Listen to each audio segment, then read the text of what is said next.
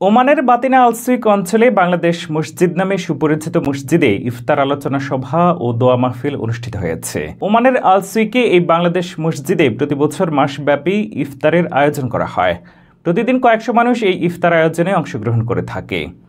প্রতিদিন ইফতারের পূর্ব মুহূর্তে রমজানের গুরুত্ব ও ফজিলত নিয়ে আলোচনা করেন মসজিদের প্রতিষ্ঠাতা প্রকৌশলী মোহাম্মদ শামসুল হক, আলহাজ নজরুল ইসলাম, মৌলানা নাজিমউদ্দিন সহ অন্যান্য আলেম ওলামাগণ। এতে হাফেজ নাইম হাসান, উজুল্লাহ পাটোয়ারি সহ প্রতিদিন ৩ শতাধিক রোজাদার ইফতার শামিল হন বলে জানা যায়।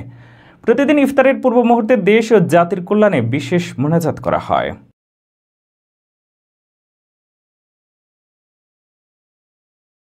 আসসালামু আলাইকুম রহমতুল্লাহ বরকাতুহ।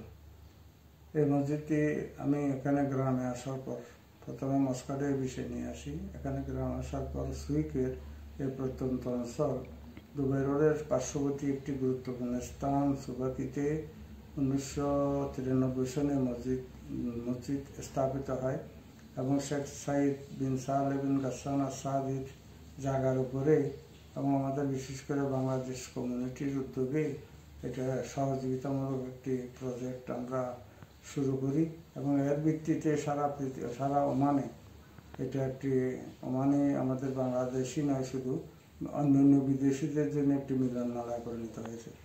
মসজিদ প্রতিষ্ঠিত হওয়ার পর থেকে অনেক গণ্যমান্য ব্যক্তিবর্গ এই মসজিদ পরিদর্শন করেছে। এখন আমরা যে বছর এই 1993 মসজিদ প্রতিষ্ঠিত হওয়ার পর থেকে প্রত্যেক রমজানের মধ্যে মাসব্যাপী ইফতারের আয়োজন করি এবং আমাদের স্থানীয় গুরুত্বপূর্ণ কিছু ভাই এতে অংশগ্রহণ করে, ওমানিরও অংশগ্রহণ করে। সব মিলিয়ে সবচেয়ে বৃহত্তম ইফতার মাহফিল হিসেবে এটা পরিচিতি লাভ করে এবং কমপক্ষে ডেইলি 300-এর উপরে রোজাদার বাংলাদেশি, পাকিস্তানি, ইন্ডিয়ান এবং অন্যান্য দেশের নাগরিক যারা আছে তারা সম্মিলিতভাবে এখানে ইফতার করে এবং একটি অত্যাধুনিক ব্যবস্থাপনার অধীনে মসজিদটি পুনর্নির্মাণের জন্য আমরা চেষ্টা চালিয়ে যাচ্ছি।